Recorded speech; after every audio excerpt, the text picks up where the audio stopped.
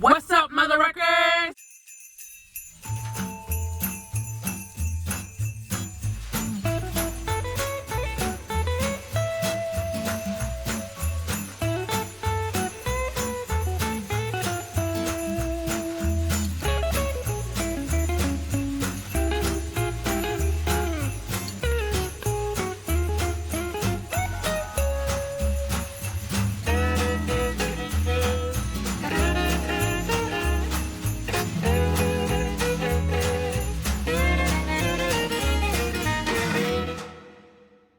Up, you guys. So as you can see, we are in the same clothes we were in the day in the life video. We actually wanted to sit down and do a mukbang with you guys and address everything that you might see in that video, or not even like things that might not even come up in that video, but that we go through on a day-to-day basis. So we might not be able to address everything, so we wanted to sit down and try to get a lot of things out there. So this technically will be a 2-video thing. One will be the day in the life, and then this mukbang will just address and then the mukbang will just address most of the issues that we have or problems that we are having or have experienced in the past, or how we've overcome certain things. So hopefully y'all enjoy, and let's get into the video. Somebody hungry, so we gotta go. Is that part gonna be? Am I gonna be cut off right here? No, you're gonna be here. You're gonna have to come over some, man. What kind of large fry is this? So this supposed to be a day in the life with a toddler with autism. What we told y'all so far? We told y'all how most of our nights go. Mealtime. We about to eat because I'm hungry. So what Aiden is eating right now, which is chicken and fries. Yeah. What Aiden's eating right now is actually what he eats most of the time, which is chicken and fries. Whether it be from Chick-fil-A or Wendy's. But yeah, I mean, they wrong for this. What? This ain't sweet. I made sure I said half and half. I said half and half. Half sweet tea, half sweet lemonade. Maybe because I just had that fruit. I don't know. What's wrong? Chicken. What's wrong? Your chicken right here, baby. No. What's wrong? Give it to him. Hand him a piece of chicken, see if he eat it. He just had a piece of chicken in his hand. He put it down? Yes. Chicken. I don't want it. Okay, I'll take it. Y'all heard me say he asked for chicken, right? This is what we go through. But yeah, so Aiden eats about 3 foods. Chicken, fries, sometimes. Which right now apparently it's fries. Chicken, fries, bacon. Bacon is a constant all the time. He'll eat bacon all day long. And either a grilled cheese or quesadilla. What else? He eats pretzel chips. Pretzel chips.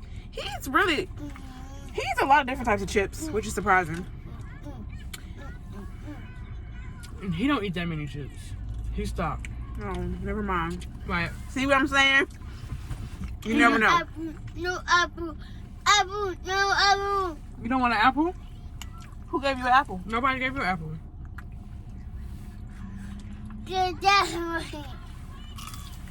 I don't know what's going on with Aiden right now. You want your juice?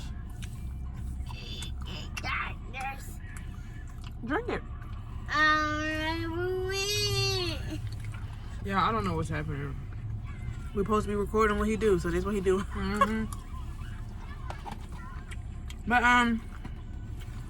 yeah. So mealtime has always been a struggle. It really has. Like, even since he was drinking bottles. Because he has textural issues. He chokes and gags really easily. And he still does that. He still does that. Yes.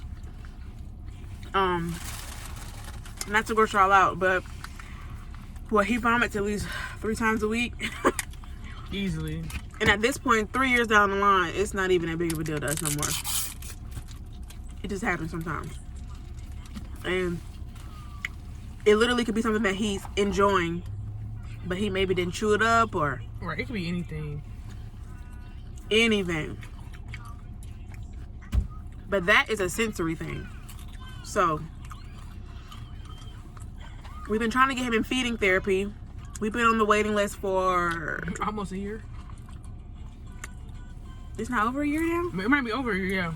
Yeah, over a year. I just love our, therapy system in Georgia. It sucks. Uh-oh.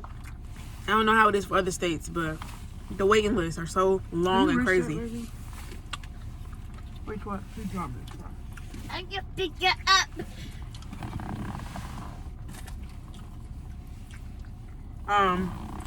We got lucky with his occupational therapy and speech therapy. Mm-hmm. But with COVID, we stopped going, and I think the waiting lists are back long. So we're No boy, no boy. let me see. Hey, what's going on today? We just told these folks you was having a good day. But y'all see how that can switch. Mm-hmm. He can literally be having a perfect day, and then I don't know, life hits him, I guess. Fuck. He on a napkin, bro? You gotta ask for those nowadays. Need you. Hmm? Thank you. Hello, why is it not playing? Oh.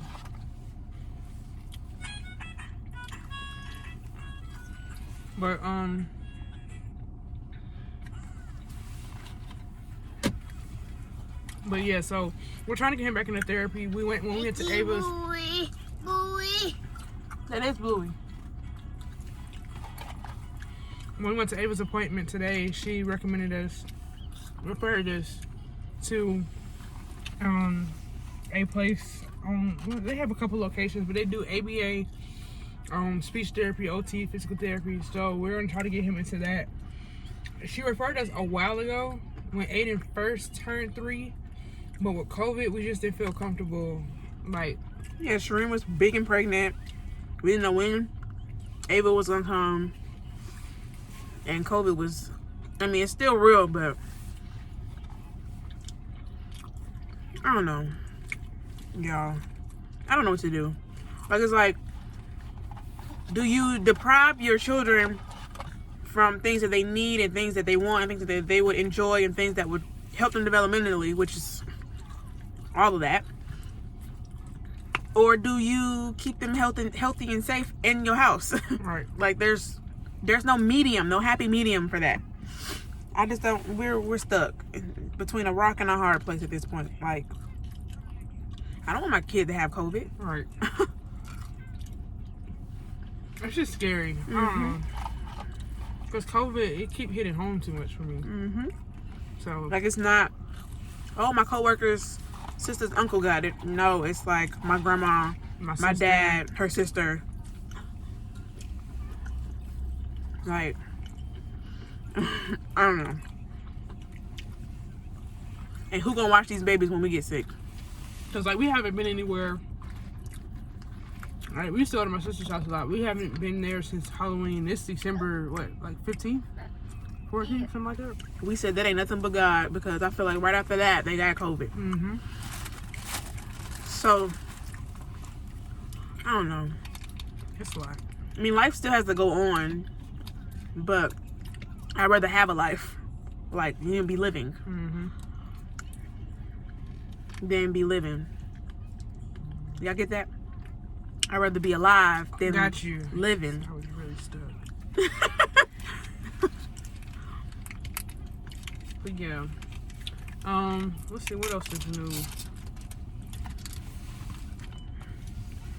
She said she was really proud of how he was communicating his needs and having conversation, because that was a huge struggle. He wouldn't even respond to you when you were talking to him. He wouldn't even notice that you were talking to him. what, a year ago? Mm-hmm. But now he can go back and forth, which is developmentally where was supposed to be a year ago, but he's just getting there, which we happy about because we actually know what he wants now instead of for the most part. Now at night or when he's having his moment, like his meltdowns, we don't know what he wants. We just run around the house offering stuff that he does not want until we figure it out. And then sometimes it's literally like, it could be a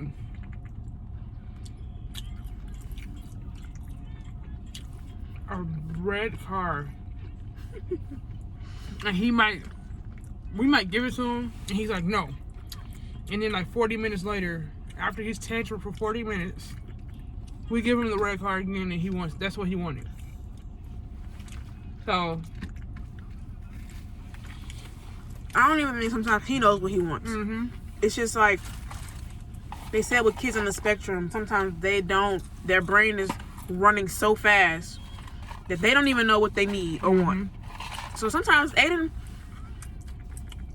up until recently, which is another good thing, Aiden would not eat if we didn't remind him that he had to. He wouldn't even remember that he was hungry. So recently, though, he's been requesting food and telling us, I'm hungry, which really, he says he's hangry. Jerry started out. That's my bad. But I'm proud of him for that, because sometimes, which is also an issue with potty training, because we're not even close to there yet, because he doesn't notice when he's wet. And unless it gets on his socks. Or his hands. So he will go to sleep with poop on him, like. Should I? Yeah. Like, I don't know if he doesn't notice or if he doesn't care, but either way, by 3. I can't find. You want some chicken? Yeah. What do you want? Yeah. No chicken. Yeah. No. No chicken.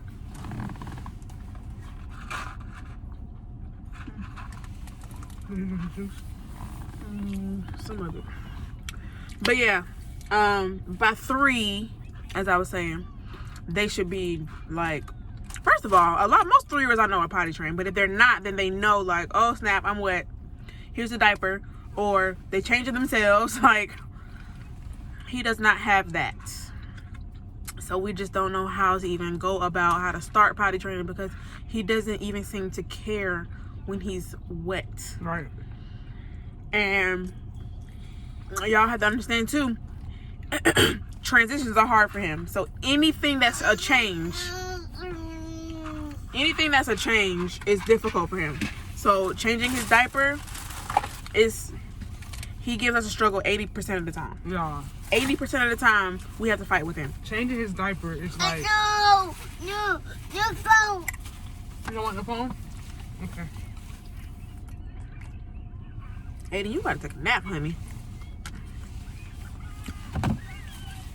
Y'all see what we have to deal with.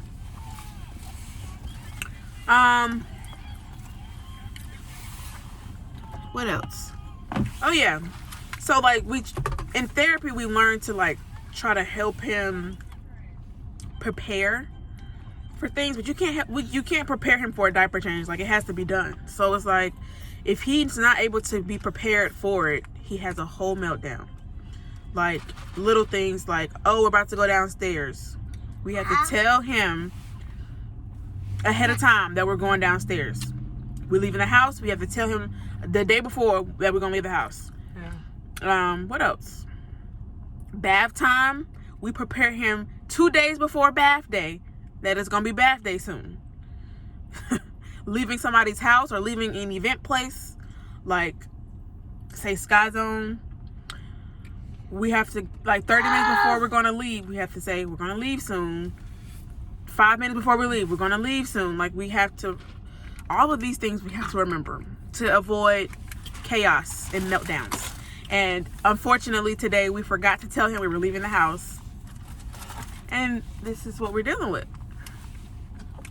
Yeah, I mean, I don't know. It's rough. I mean, some days are great days, and I mean, he's still a sweet kid. Like, I don't know if I would change anything about him, honestly. Like, even with the autism and having to adjust our life a lot. I feel like for us, I wouldn't say I would change it, but for him, like, we've been told that he can outgrow this and, like, not even be considered autistic, because he can just grow out of most of his diagnosis and symptoms. You want chicken?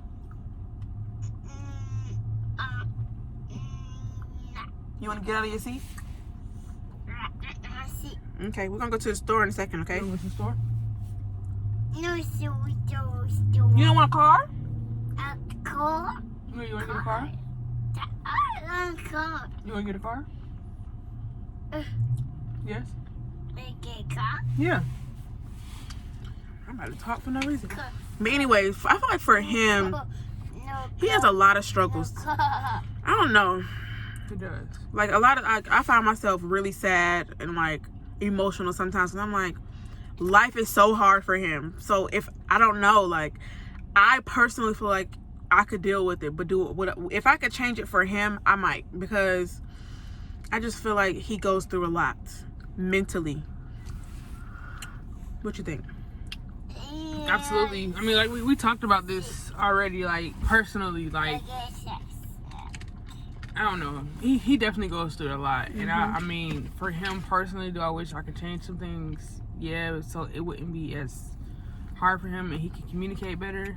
And I think that would definitely cut down on some of the tantrums. Like, it's cut down on some of them, but he still has a lot of them, like, daily. Like, daily tantrums. And breakdowns and... Which I know some of it, too, is the three-nager stage. Cause we know a lot of typical 3-year-olds and their mamas have the same issues we got. So, but I feel like a lot of the obstacles that he comes across, like, sometimes it's frustrating to him, I feel like. Yeah. Because if y'all watch our what we got our kids for Christmas, when I was describing, like, the Lego thing, that frustrates him. Like, he likes to play with Legos, but his brain and his hands don't connect to put them together properly, stacking them, taking them apart. He can't do all of that, and that's frustrating because he's watching his friends do it. So I don't know, things like that. I feel like obviously something that we need to work on, but it's gonna take him some time, and I just wish he didn't have to go through it. It really sucks, but... Oh, no! You want to get out? No, get out. What's wrong? Talk to me. What's going on? Get out. Get the bus. You want your chicken? Oh, no. All right, now. Here.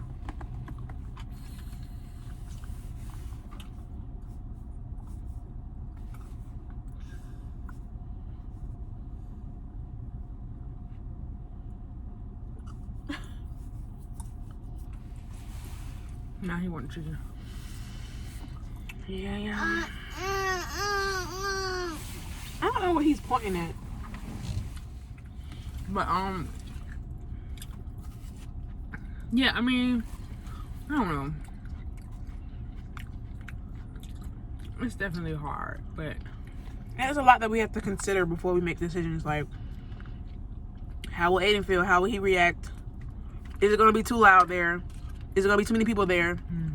Like, and I feel like he can deal with loud noise, which, honestly, loud noises don't really affect him. It's when it's a lot of people. And there's a lot of people, like, talking to him or reaching for him, or, like, he gets overstimulated and he doesn't do well with that. No. So So like we have to be those protective parents, like, okay, pick him up and move him away. Right. Not be rude with those people because obviously they're, you know, talking to him because they're interested or they like him or I don't know. But you have to protect your kids, especially. I mean, with COVID, it hasn't been that big of an issue anymore. But before, like, I don't know. It used to be like walking around with a celebrity. We literally used to get stopped at every. Oh my God, he's so beautiful, and they want to touch his hair, and I'm like, no, leave him alone. Yeah, we literally got stopped everywhere with Aiden, like everywhere.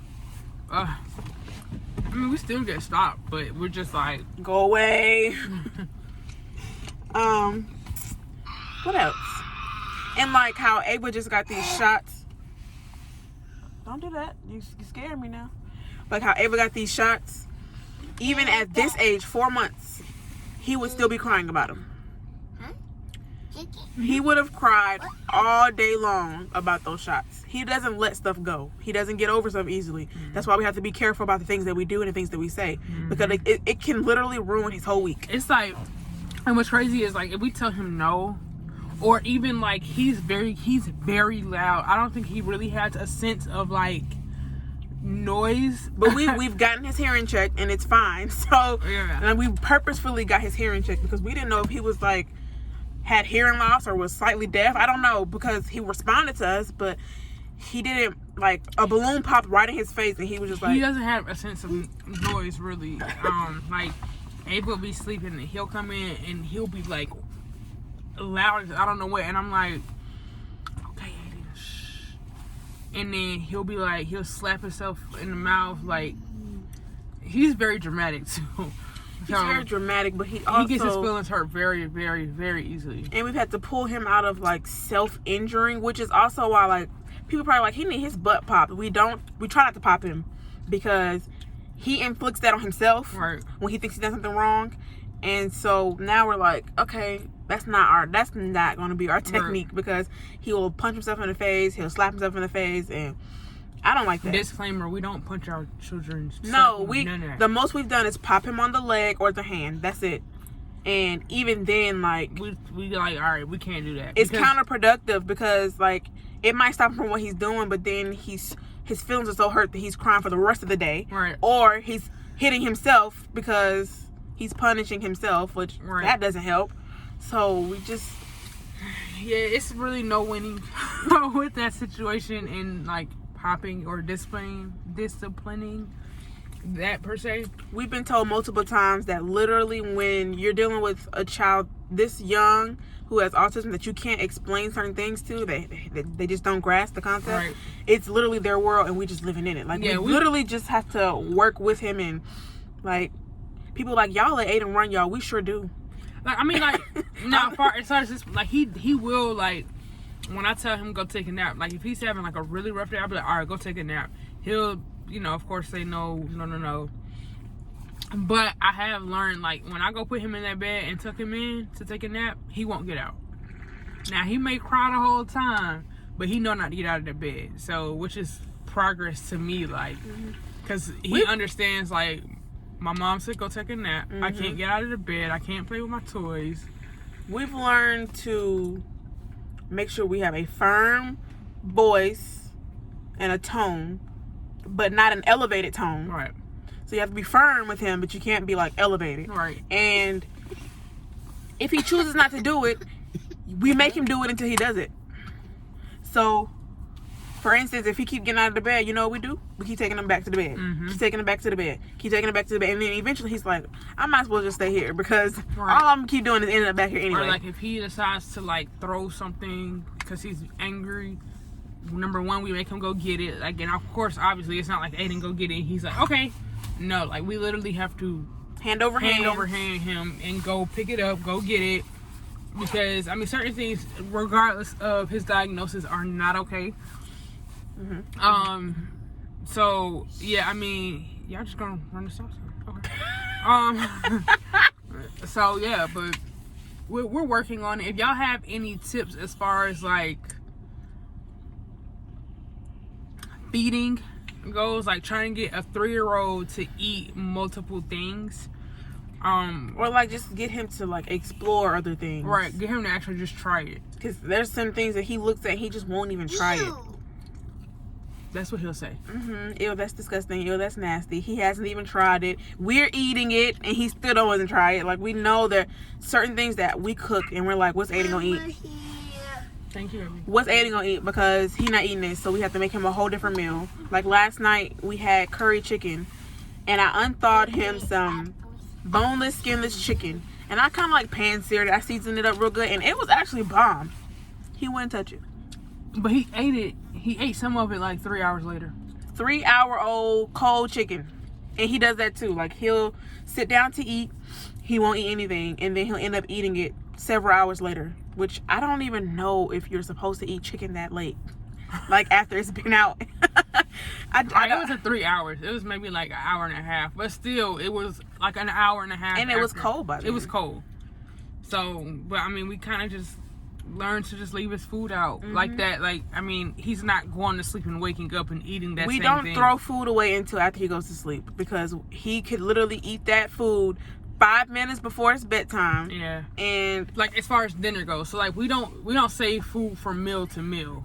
Like, we won't keep his breakfast out and he eat it for dinner. That's nasty.